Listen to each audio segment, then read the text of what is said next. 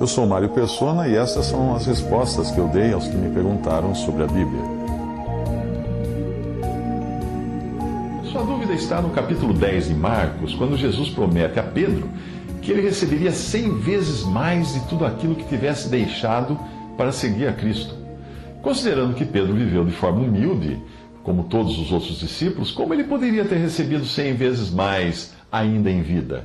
Marcos 10, 28 a 30 diz: E Pedro começou a dizer-lhe: Eis que nós tudo deixamos e te seguimos. E Jesus respondendo disse: Em verdade vos digo que ninguém há que tenha deixado casa, ou irmãos, ou irmãs, ou pai, ou mãe, ou mulher, ou filhos, ou campos, por amor de mim e do Evangelho, que não receba 100 vezes tanto já neste tempo, em casas, irmãos, e irmãs, e mães, e filhos, e campos, com perseguições, e no século futuro a vida eterna.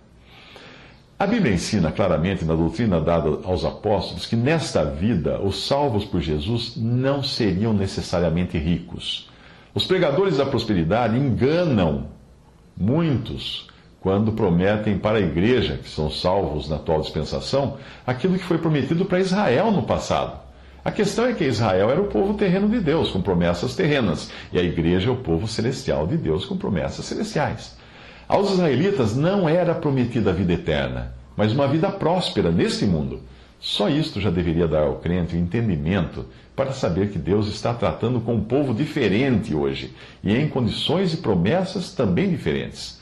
1 Timóteo 6, de 8 a 9, diz: Tendo, porém, sustento, e com que nos cobrimos, estejamos com isso contentes.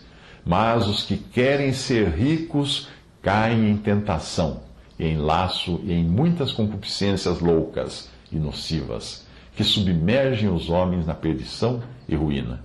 Mas voltando à sua dúvida, como foi que Pedro poderia ter recebido 100 vezes mais casas, irmãos, irmãs, pais, mães, mulheres, filhos e campos, se ele viveu uma vida humilde?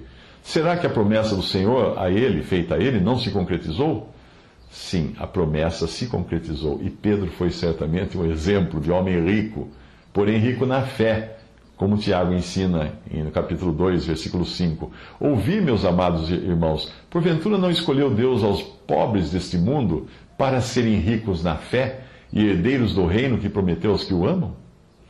Mas isso não explicaria as riquezas prometidas a Pedro, não é? Ou explicaria?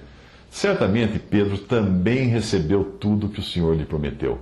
Pedro passou a ter muitas casas, onde era hospedado por irmãos, por onde quer que passasse. Hoje, qualquer pessoa que tenha se convertido a Cristo sabe muito bem que o exercício da hospitalidade é encorajado na Bíblia. Eu dou graças a Deus por ter sido hóspede em muitos lares cristãos e também por ter recebido em minha casa irmãos de diferentes países ao longo de minha vida cristã. Irmãos, irmãs, pais, mães, era o que não faltava na vida de Pedro depois de ter seguido a Jesus. Somente no dia de Pentecostes, descrito em Atos 2, Pedro ganhou 3.000 novos filhos, irmãos, pais, mães, que passariam a se relacionar com ele como irmãos, e se preocupando e orando por ele como ora um pai e uma mãe, além de muitas vezes ter-lhe provido de alimento em suas viagens. Outro apóstolo, Paulo, fala muito em suas cartas dessa experiência de hospitalidade, cuidado e amor dispensado por irmãos das diferentes regiões por onde passava.